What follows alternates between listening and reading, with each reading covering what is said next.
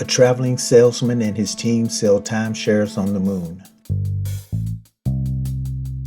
The setting is in a futuristic world, although everything is fashioned from the 50s era. We meet Jack, a well-polished salesman. He's trying to convince a guy who's down on his luck that there's a better life for him on the moon. From this interaction, we get the impression that Jack's hustle is top level. We also get an introduction to Jack's ex-wife. She gets ran over by one of those fancy robot-operated vehicles. Jack finishes up a sales presentation and we meet his team, the manager Cheryl and salesmen Herb and Eddie. It is after the sales presentation that Jack gets the news about his ex-wife's accident. Right there, he improvises an unplanned sales trip to the ex's town. Upon arrival, Jack visits his mom in a senior home. She encourages Jack to get in touch with his son Joey while he's in town. Apparently, Jack ran out on the kid very early in life. Covertly, Jack invites his son to the sales presentation that he's conducting in town. Joey attends and is moved by some of Jack's inspiring words. He has no idea that Jack's his father. Later that night, while visiting the ex-wife in the hospital, Jack runs into his son Joey. They chat about the presentation, but Jack doesn't tell Joey that he's his father. Jack decides to bond with his kid, but not as his father, as a mentor who will teach him how to be a salesman. Later on that night, Jack visits his mom, but before leaving the facility, he visits another senior named Buck.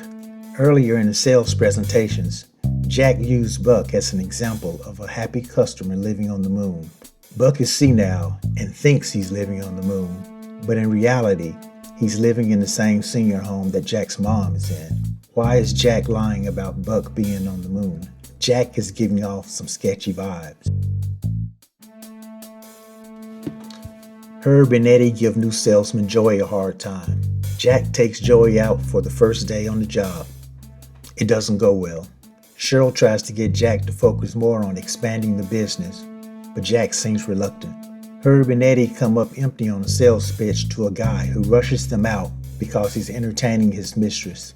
The next day, Herb uses this knowledge to expose the cheating husband and land a sale to the wife Myrtle. She leaves the husband, but not before going left eye on him. On the next day of door-to-door sales, Joey finally gets inside a customer's house. This makes Jack a proud father. But later on, Joey confides to Herb that he paid the guy to get into the house, just to impress Jack.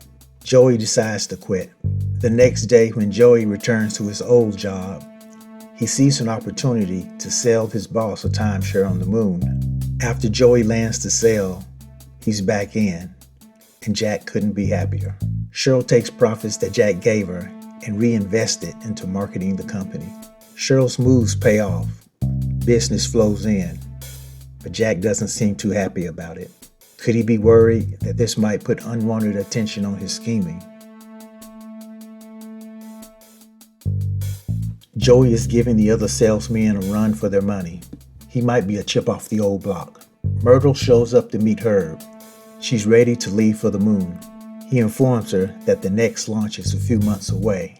This doesn't work for Myrtle. She's already left her husband, and she doesn't have anywhere to go in the meantime. She ends up crashing in Herb's hotel room. Jack bonds with his protege/son. He buys him a car but tells him that it's a company car to conceal that it's really a gift from father to son. Jack wants to take Joey on the road, but Joey doesn't want to leave his hospitalized mom. Jack convinces him to leave, but then has a change of heart and decides to stay in town with Joey.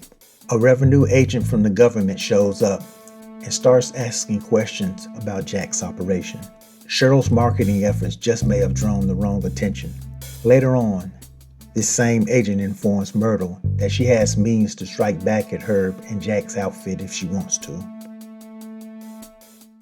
I really wanted to like this show. It looks good to the eye.